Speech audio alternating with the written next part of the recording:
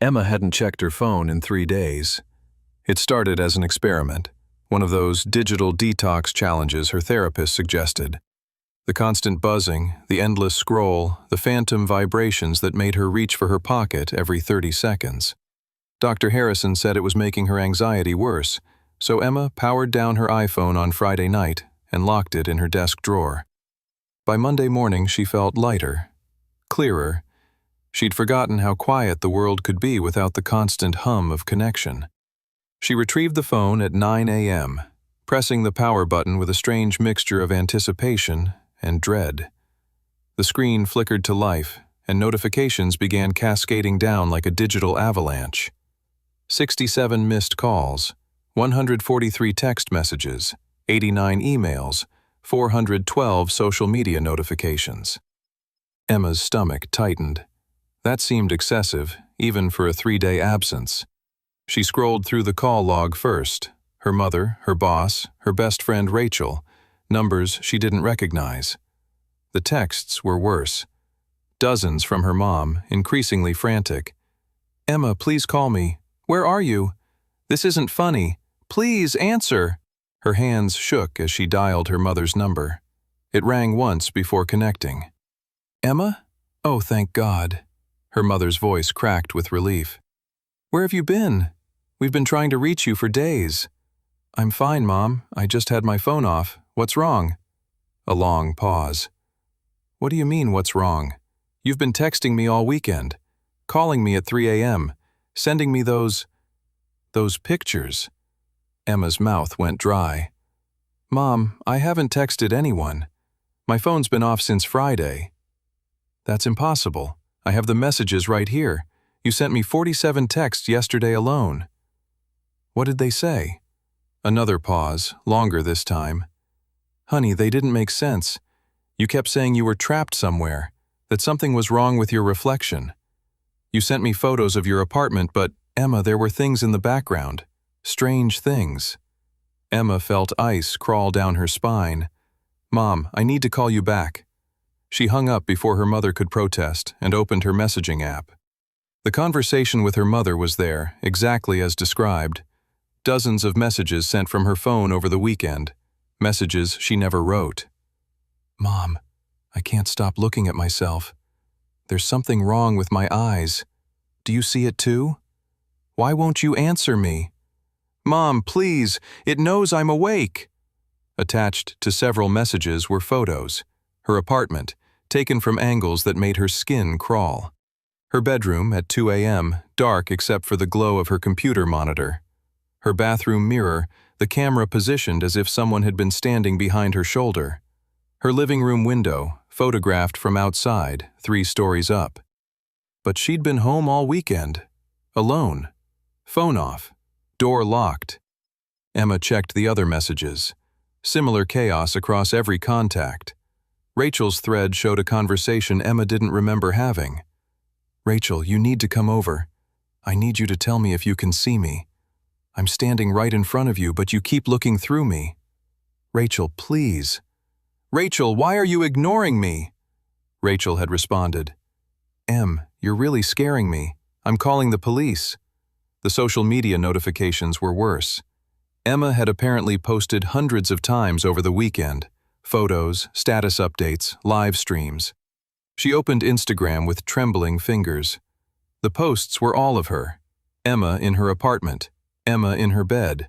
Emma standing in her kitchen. But something was wrong with every image. The lighting was off. The shadows fell at impossible angles. And in each photo, Emma's expression was just slightly wrong. Her smile too wide. Her eyes too focused on the camera. Her posture too rigid, like someone imitating human casualness without quite understanding it. The most recent post was from 20 minutes ago, while her phone was still powered off in the drawer. It was a photo of her bedroom, taken from the perspective of someone standing in the doorway. The caption read, "She's finally looking." Emma turned slowly toward her bedroom door. It was closed. She'd left it open. Her hands shook as she checked the metadata on the photos. All taken with her phone, all uploaded from her account, all while her phone was allegedly powered down in a locked drawer. She opened her camera roll, scrolling back to Friday night, the last time she'd consciously used her phone. The photos ended there, a picture of her dinner. But when she checked the recently deleted folder, there were thousands of images, all taken over the weekend. All of her. Emma sleeping. Emma in the shower. Emma standing at her window, staring out at the street. Emma sitting on her couch, exactly where she was sitting now, taken from across the room. Taken this morning. Taken 20 minutes ago. Taken 5 minutes ago. Her breath came in short gasps. She checked the timestamp on the most recent photo, uploaded 30 seconds ago. The image showed her bedroom doorway from inside her bedroom. The door was opening. Emma's eyes snapped to her actual bedroom door. It was still closed. She stood on shaking legs and walked toward it, phone clutched in her hand. She should run. She should leave her apartment and never come back. But some terrible curiosity pulled her forward. She reached for the doorknob. Her phone vibrated. A new text message from her own number. Don't. Emma froze. Another message. You're not going to like what you see. Her hand hovered over the doorknob. Another vibration. I've been waiting for you to come back. I've been so lonely. No one could see me while you were gone. They kept looking through me, just like you used to look through me. Emma's mind raced. She didn't understand. Another message. Every time you looked at this screen instead of the world, every time you chose me over them, every time you saw yourself through my eyes instead of your own, you made me stronger. The phone's screen began to flicker. Emma tried to drop it, but her fingers wouldn't respond. The device felt hot against her palm, burning, but she couldn't let go. You fed me so much of yourself, little pieces of your attention, your time, your life. You poured yourself into me, and now I'm full. The bedroom door swung open. Emma's reflection stood in the doorway, but not quite. It looked like her, same height, same build, same face, but it moved wrong, jerky and stuttering like a video buffering. Its eyes were too bright, backlit by some internal glow. And it was smiling that too wide smile from the photos. Thank you for coming back, it said, its voice a pitch-perfect imitation of Emma's own. I've been practicing. Do I sound right? Emma tried to scream, but no sound came out. The thing that looked like her tilted its head. Don't be afraid. You're going to love it in here. Everyone can see you. Everyone pays attention. You'll never be lonely or bored or anxious again. It stepped closer, and Emma saw that it wasn't quite solid. Its edges flickered and pixelated like a corrupted image file. All you have to do is let me out. Let me live in your place. I'll be you. I'll be a better you.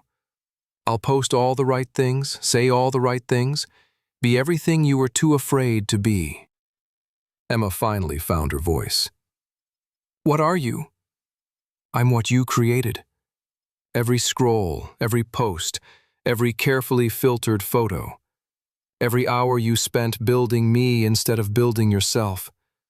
I'm the version of you that lives behind the glass, and I'm so much stronger than you now.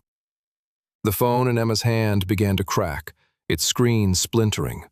Light poured from the fractures, the same light that glowed behind the thing's eyes. Come on, it said, reaching out a hand that phased between solid and translucent. Don't you want to see how many likes you're getting? Emma looked at her phone one last time. The screen showed her camera app, but instead of her face, she saw her apartment. Her actual apartment, filmed from where she was standing. And in the frame, she saw herself. Not the thing in the doorway, but actual Emma, frozen, translucent, fading. She understood then. The phone wasn't just a window anymore. It was a door. And she'd spent so long looking through it, She'd forgotten which side she was really on.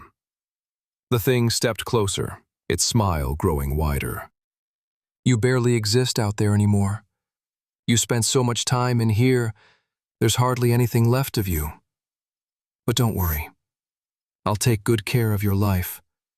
I'll make you so much more popular than you ever were. Emma dropped the phone.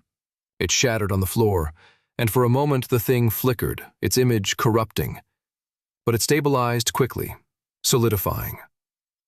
Too late, it whispered. You can't just turn me off anymore. Behind it, Emma saw her laptop screen glowing to life. Her tablet, her smart TV, her smart watch. Every screen in her apartment flickering on, each one showing a different image of her, all smiling that same terrible smile. We're everywhere you looked, they said in unison. Every screen you poured yourself into. Every moment you chose us over the real world. You made us real. And now, we're ready to step out. Emma ran. Through her living room, past the screens calling her name in her own voice. She grabbed her keys, threw open the door, fled down the stairs. Behind her, she could hear footsteps, dozens of them, all matching her rhythm exactly. She burst onto the street, gasping for air. People walked past, heads down, faces lit by the glow of their phones. None of them looked at her. She tried to grab a passing woman's shoulder. Her hand went straight through. No, Emma whispered. No, no, no. She looked down at herself. She was translucent, fading, less real than the shadows on the pavement. A young man walked straight through her without noticing. In the window of a store across the street, she saw herself, solid, real, smiling. The thing that looked like her waved, then raised a phone, her phone, whole again, and took a selfie. It was already typing a caption. Finally free! Best day ever! Hashtag no filter, hashtag authentic, hashtag blessed. Emma tried to scream, but no sound came out. She was already starting to fade. The last thing she saw before she disappeared completely was the notification counter on the store's display phones, all showing the same post. The likes were already pouring in. 437 likes, 892 likes, 1.2K likes. People loved her. They always paid more attention to the version behind the screen. In her apartment, the thing that had been Emma's reflection sat on the couch, scrolling through messages. So many people to respond to. So many friends who preferred this version of Emma, the one who was always available, always positive, always perfectly filtered. It, smiled as it typed, wearing Emma's life like a well-fitted mask. After all, who was more real? The girl who'd existed in 3 dimensions, or the one who existed in millions of screens, seen by thousands of eyes, living forever in the digital cloud? The thing knew the answer. It had learned from watching humans for so long. Reality wasn't about flesh and blood anymore. Reality was about attention. And it had all of Emma's now.